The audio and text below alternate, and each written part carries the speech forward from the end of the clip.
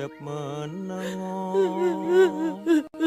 isik mong cah bagus cep menengo isik mong cah bagus cep menengo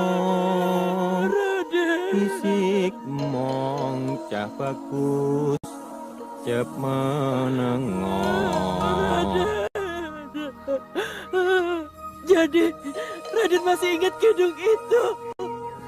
Selalu saya ingat, Bo. Saya kan selalu tertidur pula setelah mendengar kidung itu, Bo. Oh, Raden. Sudah lama saya mencari Mbok. Tidak saya sangka kita ketemu di sini, Bo. Saya ada sesuatu untuk Mbok. Ini, Bo. Dan ini. Buat apa ini, Raden? Saya tidak... Jadi, Raden masih ingat kidung itu? Selalu saya ingat, Bo. Saya kan selalu tertidur pula setelah mendengar kidung itu, Bo. Oh, Raden. Sudah lama saya mencari Mbok. Tidak saya sangka kita ketemu di sini, Bo. Saya ada sesuatu untuk Mbok. Ini, Bo. Dan ini. Buat apa ini, Raden?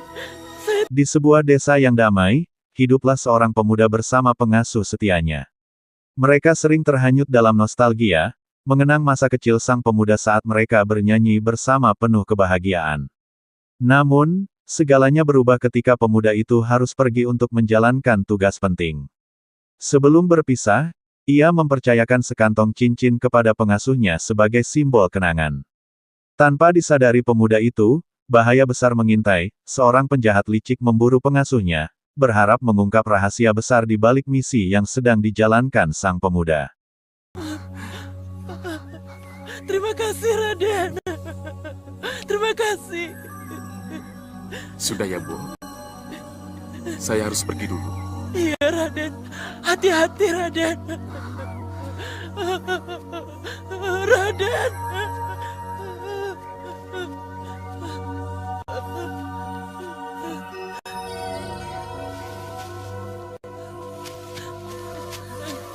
Hati-hati, Raden. Raden. Kamu tadi diberi apa? Ayo tunjukkan, atau kubunuh kamu. Iya, iya.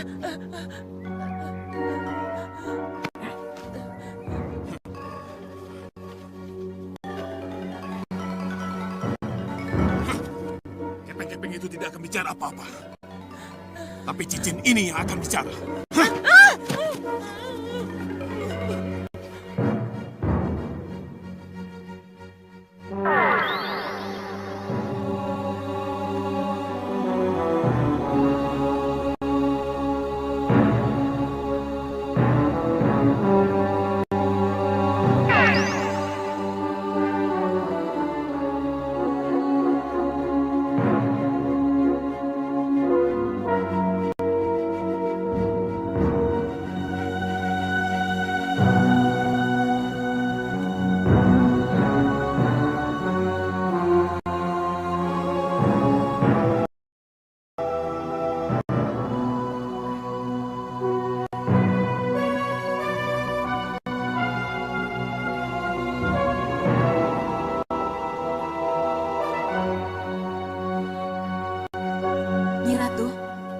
Saya. Di saat yang sama, kisah bergeser ke dunia magis Laut Selatan, di mana Ratu Kidul membesarkan seorang anak bernama Joko Temon.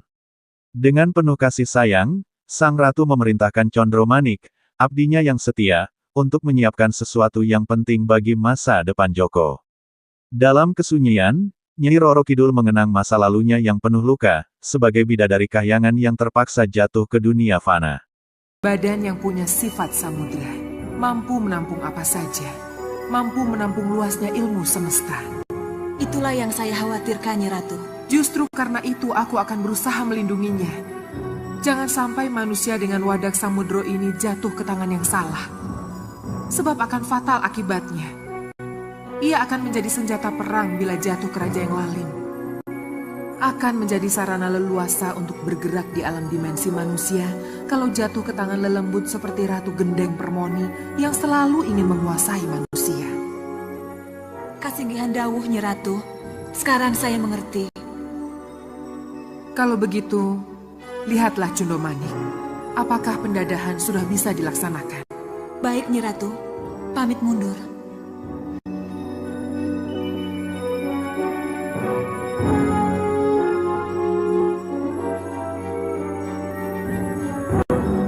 Ibu punya rahasia di masa lalu. Tapi Cundomanik tak perlu tahu. Alasan apa yang menyebabkan aku menjadi sangat renyuh dan merasa perlu mengangkatmu. Aku terharu karena nasibmu tak jauh berbeda dengan Nawangsi anakku. Bayi yang kutinggal, bayi yang kehilangan kasih sayang seorang ibu.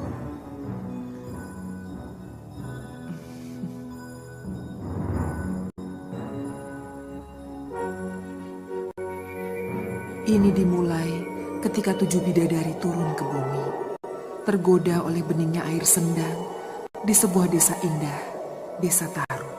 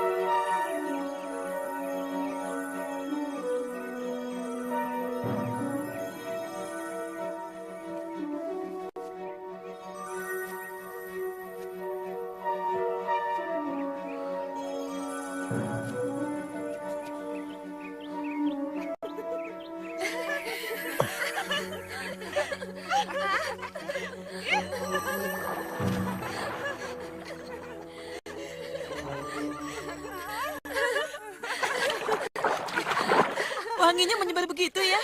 Bunga-bunga di mana-mana. Tangannya jangan begitu.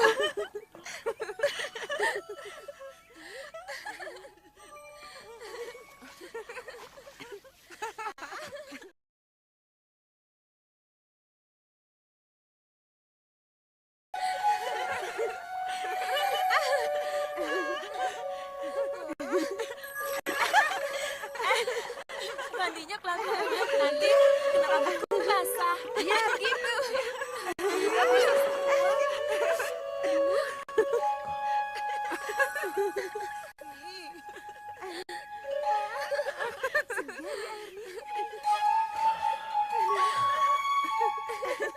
Sudah yuk. Sudah terlalu lama ya. Memangnya kamu mau tinggal di sini? Masih segar. Ayo, kapan lagi bisa mandi seperti ini? Mandi saja ya. Sebentar lagi. Sudah kan? Ayo cepat-cepat. Ayo, sudah mandi saja. Cepat. Sudah lama. Masih segar. Sebentar lagi ya. Segar ya.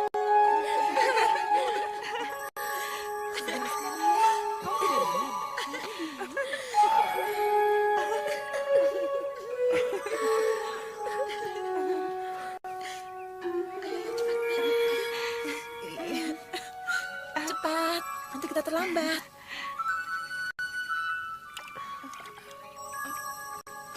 Dulu, sang bidadari bersama saudari-saudarinya turun dari kahyangan untuk mandi di sebuah danau tersembunyi. Takdir mempertemukan mereka dengan Jaka Tarub, seorang pemuda yang diam-diam terpesona oleh kecantikan mereka.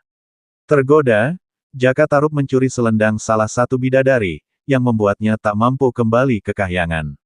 Bidadari itu bersumpah, siapapun yang menemukan selendangnya, jika seorang pria, akan menjadi suaminya, dan jika seorang wanita, akan menjadi saudarinya. Setelah Jaka Tarub menyerahkan selendang itu, takdir mereka terikat, dan mereka menikah.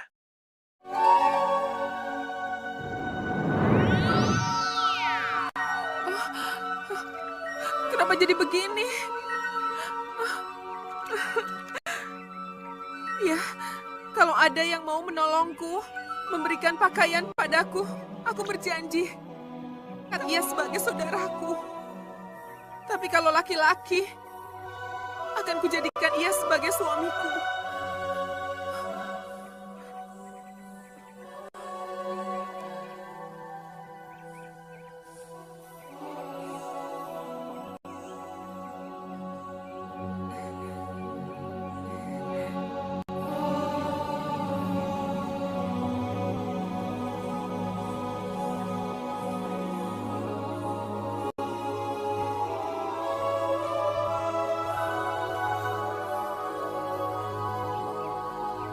Begitulah Joko Temon.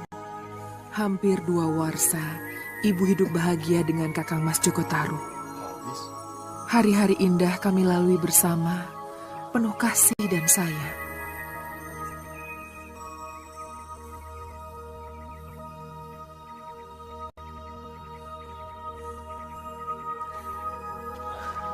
Sekarang sasarannya sebelah sana. Ya. Ya. Ya. Ya. Ya. Gak bisa.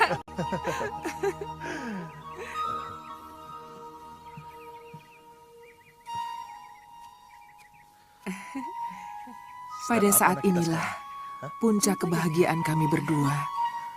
Saat-saat menanti lahirnya benih cinta kasih ibu dan Kakang Mas Joko Tarub.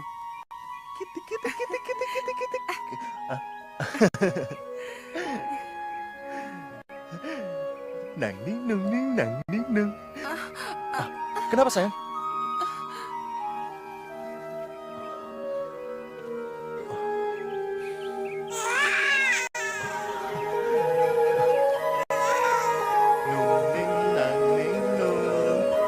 Nawangsi, nama yang begitu indah untuk bayi perempuan mungil. Kebahagiaan mereka tampak sempurna ketika bidadari itu melahirkan seorang putri bernama Nawangsi. Namun, ketenangan mereka terusik ketika seekor ular raksasa menyerang, berusaha memangsa Nawangsi. Dengan keberanian, Jaka Tarub berhasil mengalahkan ular itu, menyelamatkan keluarganya. Cantik dan lucu. Itulah puncak kebahagiaan hidup sebagai manusia.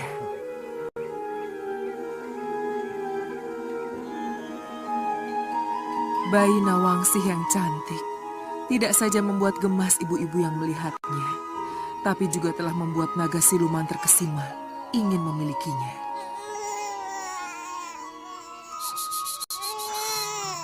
Ada apa nih? Tidak tahu, Kang, tiba-tiba nangis. Ada apa, Wu? Hah? Siapa yang nakal? Kelihatannya ada sesuatu yang membuat anakku menangis. Tapi apa? Siapa?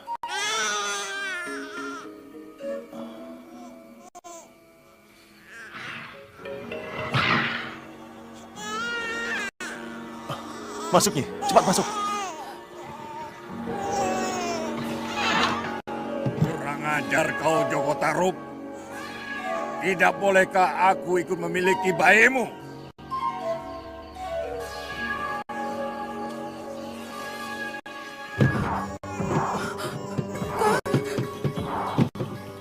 Apa itu, Kang?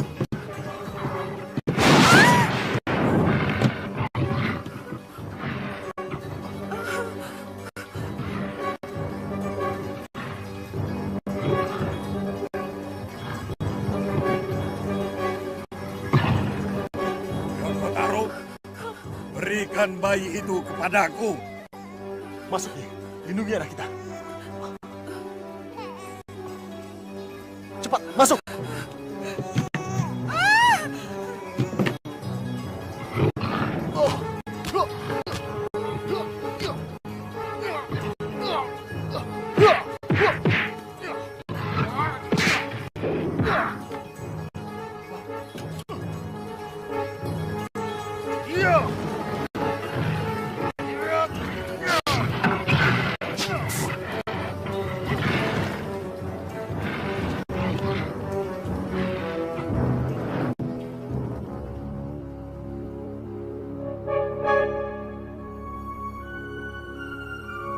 Tapi di suatu pagi, terbukalah suatu tabir rahasia yang tak pernah terduga.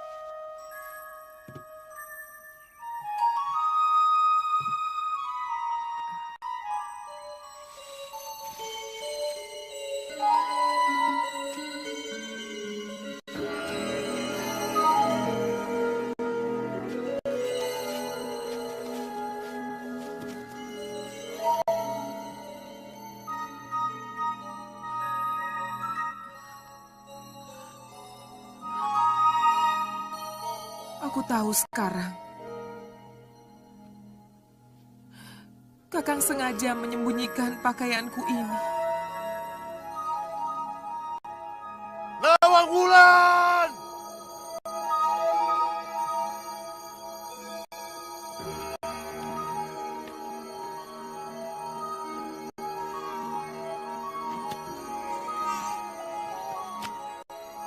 Maafkan Dinda, Kakang. Maafkan ibu, anakku. Kenapa kami kau tinggalkan? Sungguh suatu takdir yang harus ibu jalani. Meninggalkan orang-orang yang ibu cintai. Kakang Mas Joko Tarub, Nawangsih, selamat tinggal.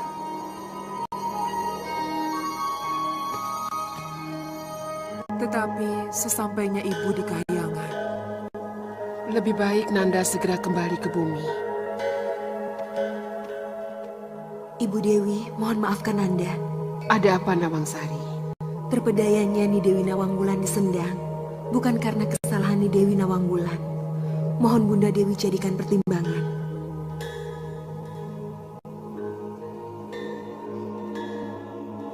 Peraturannya sudah jelas, Nawangsari. Bidadari yang sudah ternoda tidak mungkin tinggal di sini lagi. Nanda Rukmini benar. Di sini peraturan tidak bisa dirubah. Peraturan harus ditaati dan dijalankan. Berlaku untuk siapapun tanpa pandang bulu.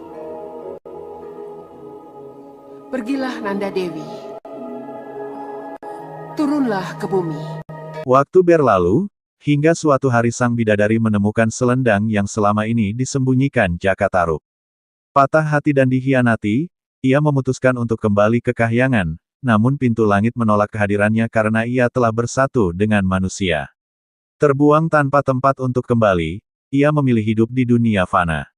Saya, Bunda. Bunda Dewi. Maafkan Nanda, Bunda Dewi. Tolonglah, Bunda Dewi.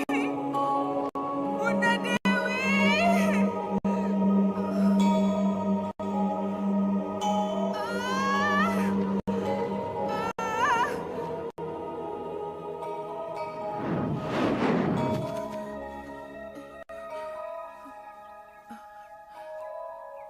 Begitulah Joko Temon, ibu yang menderita dan putus asa, tak mungkin kembali lagi ke Tarub. Tak mungkin menemui anak dan suami yang telah ibu tinggalkan. Pada Yang Kuasa, ibu memohon ampunan. Pada Yang Kuasa, ibu memohon belas kasihan. Dengan hati yang hancur, bidadari itu bertapa di tepi laut selatan. Para makhluk laut sering mencoba mengusiknya, namun kekuatannya membuat mereka gentar. Hingga akhirnya, sang Raja Laut merasa terganggu oleh kehadirannya. Pertemuan ini bukan menjadi akhir dari penderitaannya, melainkan awal dari takdir baru yang mengubahnya menjadi sosok legendaris, Nyi Roro Kidul, penguasa Laut Selatan yang penuh misteri, pelindung kerajaan bawah laut yang tak tertandingi.